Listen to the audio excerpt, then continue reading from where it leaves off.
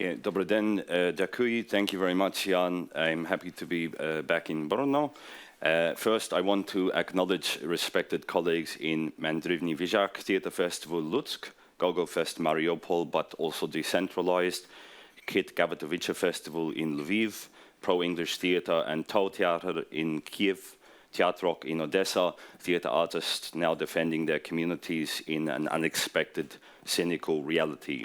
I acknowledge current widespread annihilation of Ukrainian cultural infrastructure, theatres, communities, research institutes, and so on, and the perverse, forced militarization of Ukrainian cultures and stages.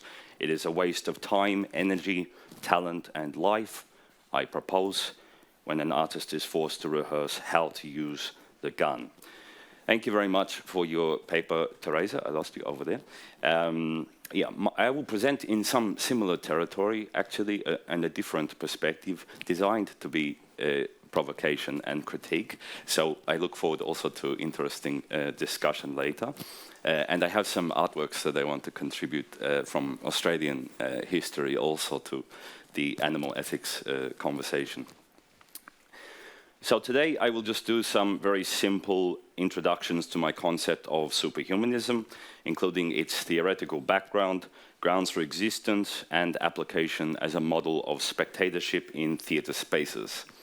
Superhumanism relates directly to the theme of the conference in the sense that it specifically focuses on limitations being overcome collectively through the mechanism of spectatorship, and specifically its potential collective outcomes, so collective spectatorship. Superhumanism is a fantasy theory developed out of an identified need to reconceptualize theatre spectatorship in light of a recent turn of many stage artists towards non-human agency, which attempts to decenter the human as a reaction to perceived human supremacy and dominance over nature, where theatre, and here when I say theatre, I mean Western or Eurocentric stage in ancient Greek tradition, I suppose, plays a historically central role as a space of defining the project of humanism and human-object relations. My own research here is focused on the theoretical frame of spectatorship and how this is changing in response to these twin developments. However, I will try to feed in some more practical examples for any stage artists wanting to work with the theme of non-human agency and decentering the human in stage work. These concepts, as Jan mentioned, are elaborated in my 2021 paper, The Artist is Absent, Non-Human Agency in the Situation of the Theatre.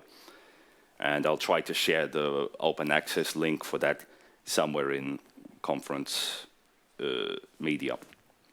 Finally, however, I want to expand this concept in the direction of a specific contemporary discourse within stage and general culture, the concept of emotionality, which will be a theme of coming research of mine. Therefore, I appreciate your rigorous critical reflection and attention, especially in the latter parts of this paper.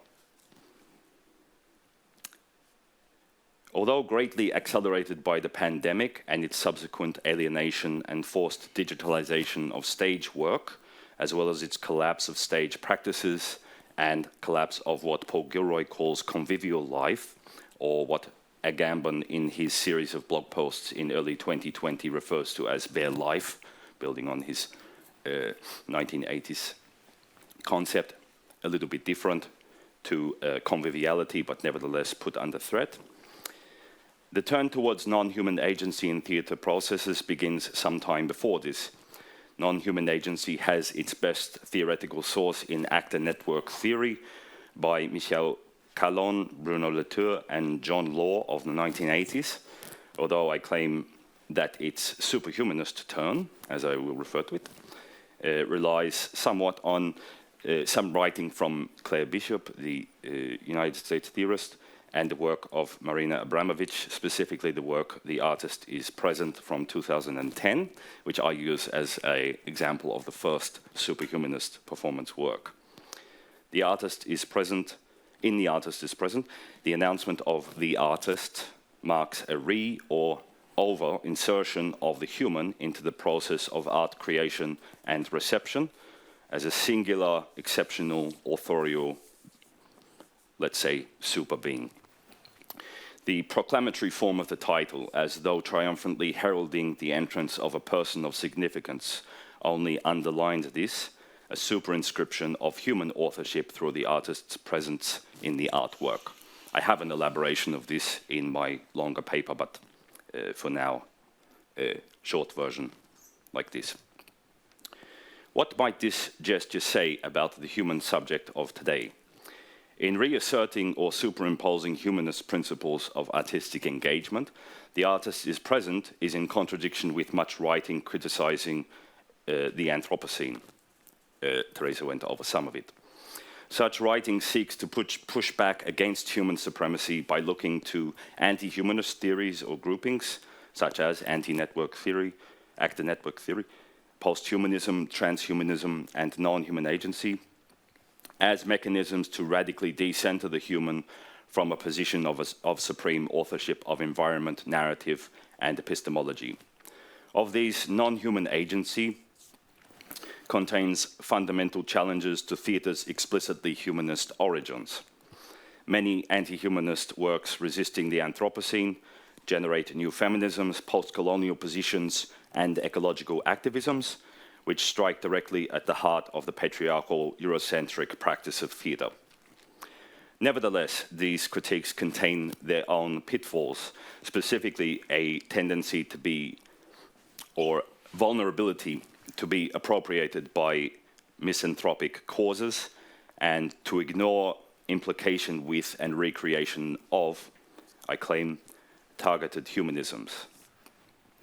Theatre practices reliant on these anti-humanist critiques, such as those reconceiving it in a digital or hybrid space, may be embroiled in similar misanthropies accidentally as they attempt to assert agency for a non-human subject without ever zooming out to examine potential unwanted consequences of this relatively specific frame. Central to the development and application of non-human agency on the stage is the perceived need to redefine the frame of the stage in response to a changing view of the human, as it is historically conceived by humanism, as a destructive and malevolent force, particularly in relation to increasing clarity of the human role in ecological crisis and technological development, initiating shifts in human self-perception. My own research focuses on the potentially misanthropic outcomes of these positions. The example I use today is also from Rosi Bradotti. In The Post-Human, she cites, among other provocations, a Finnish mass murderer, Pekka Erik Auvenan, wearing the T-shirt stating, "Down with humanity." Bradotti's inclusion of this misanthropic example raises a provocative question that is never directly answered in The Post-Human. To what extent does her own anti-humanism, self-confessed inside the text, align with the mass murderer's misanthropy? Is the speciesist self-hate an anti-human reaction present in Auvenan's dogma and cited as his motivation for murder, aligned in some way with the anti-humanism of the post-structuralists, transhumanists, or post-humanists, not in any explicit objectives, which are basically polar opposite, but rather as a type of collateral damage from challenging the structures of power which locate the white male human as the individual source of authorship, identity, and experience. In Arts of Living on a Damaged Planet, Donna Haraway describes a state of human and non-human agents definitionally becoming with each other via transdisciplinary exchange, denoting an emerging new synthesis or extended synthesis in transdisciplinary biologies and arts that proposes I quote her, string figures tying together human and non-human ecologies, evolution, development, history, affects, performances, technologies, and more, end quote.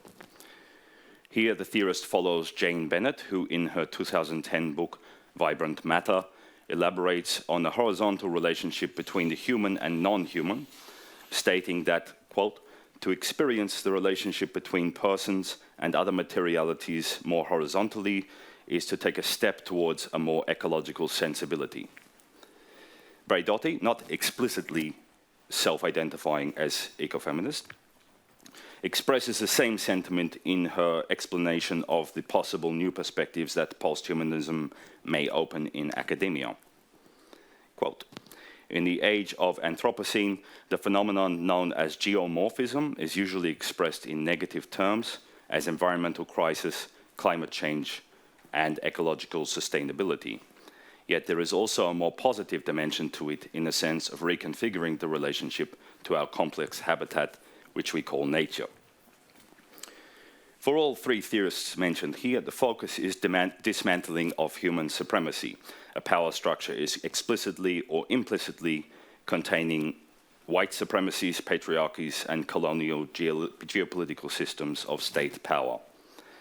Science, for these theorists, plays the role of authorizing the assault on this specific human subject, offering evidence that leads towards dehumanization and deuniversalization, and the replacement with something like a global commons, defined by a reflexive double movement that blurs the concept of human before offering a preferred reconfigured model. While the critique of humanism stemming from such theorists, which is also present in anti-humanisms of 1960s and 70s post-structuralists, does offer certain solutions for theatre artists looking to turn back to nature, seeking more affirmative versions of the human, it does not, I claim, address or implicate itself with ethically difficult and ambiguous questions of the human capacity for atrocity. Reading humanist authors such as Paul Gilroy in Against Race, Frantz Fanon in Wretched of the Earth, Hannah Arendt in Totalitarianism, and others, one notices a distinct tendency to address the horrific and misanthropic as essential facets of the human, even present within social movements. Against such humanist authors, the development of non-human agency and its application on stage begins to seem like a methodology whose primary objectives is to escape implication in the atrocious facets of human existence, and the rejection of the challenges that constitute, for example, the aftermath of the horrors of World War II, attempting to come to terms with development and use of nuclear weapons, and deep reflection and self-examination that comes along with any deep critique. So when Keenan Malik cites that historically Western radicals, he calls them, post-structuralist anti-humanists, quote, "were often shocked by the extent to which anti-colonial struggles adopted what the radicals conceived of as a tainted humanist idea." And so we might equally critique contemporary performance studies' fixation on embodiment, co-presence, and non-human performance as removing itself from the entanglements of certain struggles for which humanism can be synonymous with a type of resistance. Fanon is often quoted pointing out that humanist principles were seldom actually applied in colonially invaded lands. Quote him, "The action of European men," he calls, "has not carried out the missions that fell to them, and which consisted on bringing the whole weight violently to bear upon these elements, of modifying their arrangement and their nature, of changing them, and finally of bringing the problem of mankind," he calls, to an infinitely higher plane. The outcome of these double standards was and continues to be atrocity. Today, double standards are also identifiably repeated in particular manifestations and extensions of anti-humanist argument, as well as in the context of negotiating our emotional selves, and I will return to this point later. I will deal quickly with Nietzsche's Übermensch, which is a kind of natural correlation with this fantasy superhumanism concept, but not really, honestly, a direct inspiration, as it is a touching point or origin story for this concept.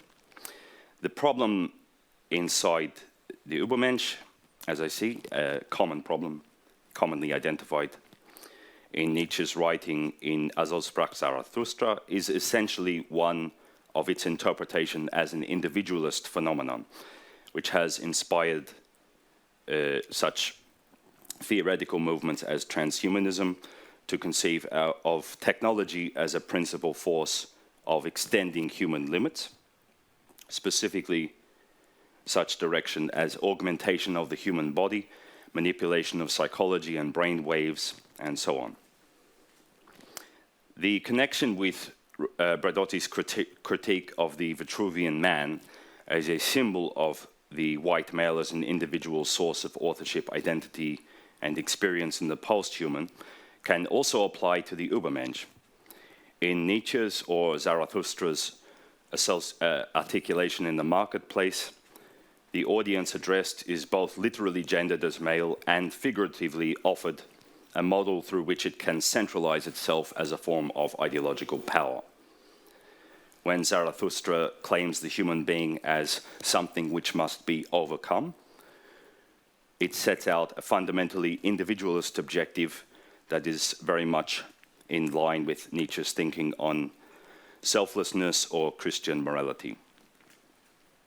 This is a little bit unfair to Nietzsche. There is some discussion about this, if you're a Nietzsche fan, about, for example, I beseech you, my brothers, to remain faithful to the earth. This can be read as much more solidarity or at least materialist statement contained within the same text and almost the same page, I think. Okay. A guiding question, therefore, for me, is the following one. What if we reject Nietzsche's supposed instinct for individualism, which would anyway be partly contextual for his time, and extend our thinking about human limits into a collective one? What would come of a radical rethinking of Zarathustra that incorporates its extension of human limits radically into the theatre as a collective space of viewing? What possibilities exist in using the collective experience of the theatre as a vehicle for rethinking human limits together, through the process of spectatorship being considered as a rare opportunity for collectivity to be renegotiated? What about our limits against each other within the audience? And what about rethinking participation in relation to the secret borders placed between us inside a theatre audience? Don't we, and here I'll just give some kind of simple examples,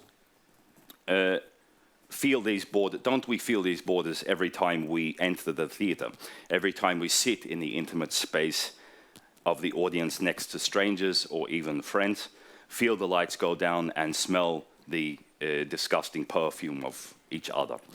Are these borders not in a process of constant collapse through the theatre experience? Is this not what we love and why we go to, in a way, feel the disgusting presence of the other, of the human animal sitting next to us?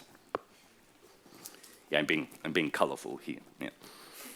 We are all very clean, I'm sure. Yeah, don't worry. So, superhumanism's central accusation is that humanisms and anti-humanisms are not fantastic enough, that something is missing today. This accusation stems from observations of Fanon that the humanist project was never actually applied and exists only in ideal theory and in atrocious application through the colonial project. The aspirations of humanism, shackled by the übermenschlich objective of overcoming human boundaries, are not nearly high enough. The overcoming of human boundaries comes through the metaphor of a collective viewing experience. And here the best examples I claim are actually from cinema, and I use in the paper different examples actually from Marvel and DC Comics universe, and readings of fan interactions, especially with those texts. But I won't do that here because we're all from the theatre and no one has ever seen a Marvel and DC Comics film, I'm sure. But the specific models of spectatorship to be found there are my primary examples of this type of collective overcoming through spectatorship. Instead, I would like to turn to a different direction of research, emotionality, and discuss some of the contemporary trends in these discourses. How am I going with time, by the way, Jan? I don't really have any watch or something. It's okay. 10 minutes. Okay. One of the interesting claims in the development of cancel culture, a loose term describing movements that attempt censorship of certain cultural figures or language objects, is its cotton wooling effect. The claim that especially young people inside tertiary institutions are no longer capable of exposure to points of view that they find uncomfortable or inconvenient. Cancel culture, as a term, begins largely with an article in 2015 discussing psychological oversensitivity in US university campuses. The writers, who are psychologists Greg Lukianoff and Jonathan Haidt, writing for The Atlantic, use the subject of microaggressions and trigger warnings to discuss what they see as an institutionalization of oversensitivity.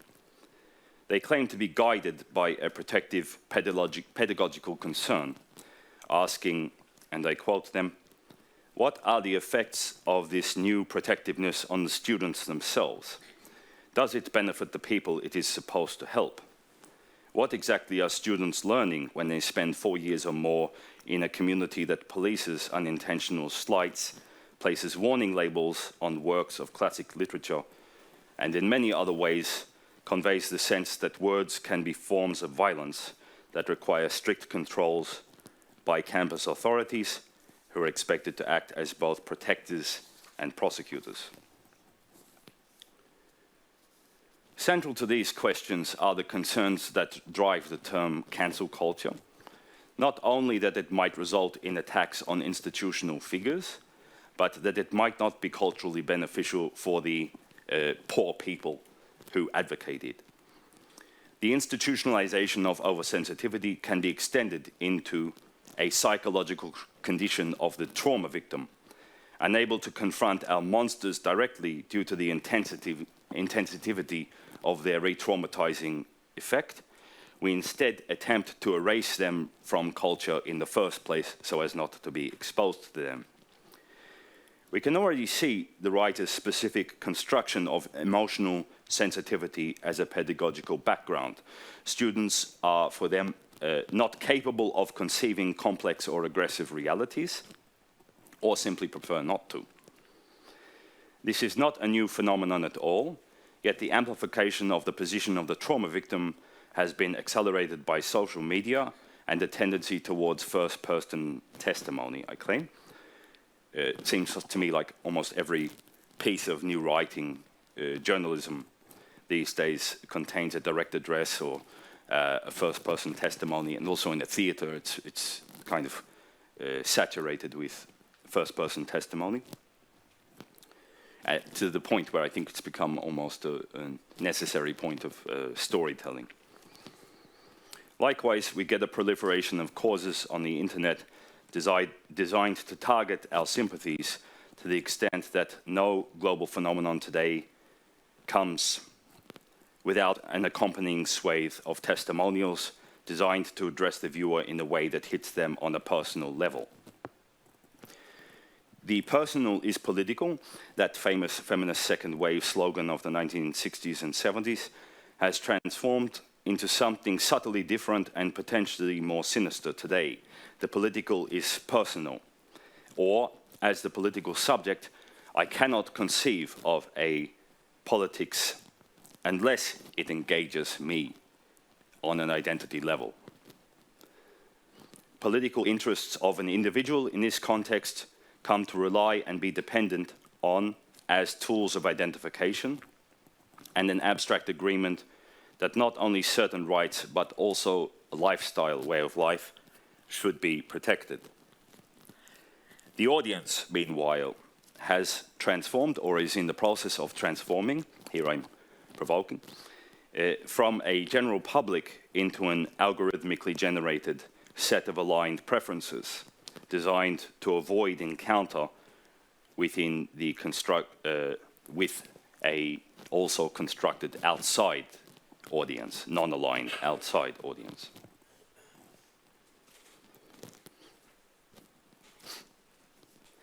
Recent appropriations of the language of non-violence by far-right figures, as well as political leaders, even as they undertake invasion, points likewise to a severe perversion in the public sphere, one that creates significant difficulties for the production of social change.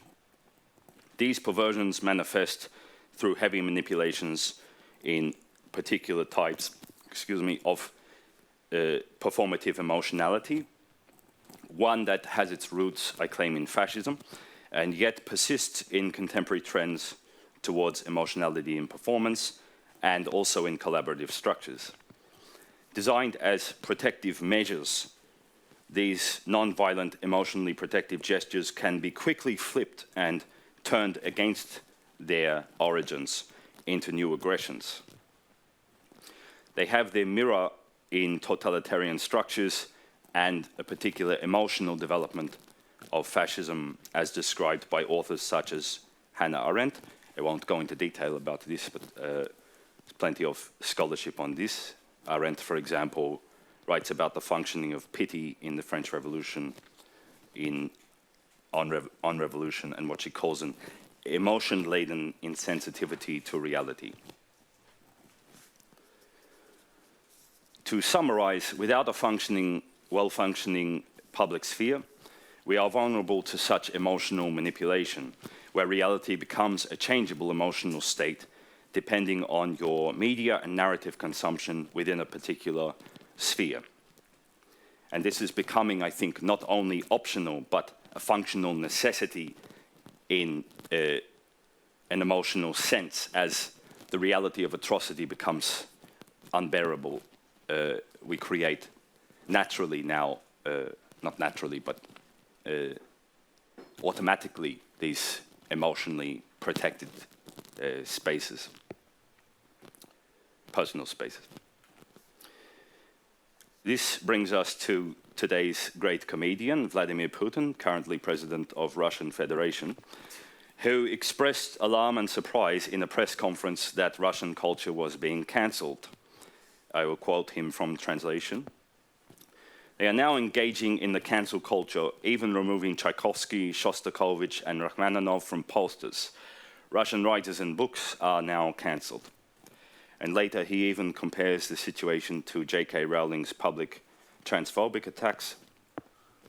Recently they cancelled the children's writer Joanne Rowling because she, the author of books that have sold hundreds of millions of copies worldwide, fell out of favor with fans of, he says, so-called gender freedoms, end quote. We can see here clearly attachments to a malevolent global para-fascist ideology of Putinism, which has champions in Europe also, such as Orban, Erdogan, and previously Duda in Poland, but not so much now, that attempts to attack difference and create a violent conception of normal or mainstream as a tool of social control.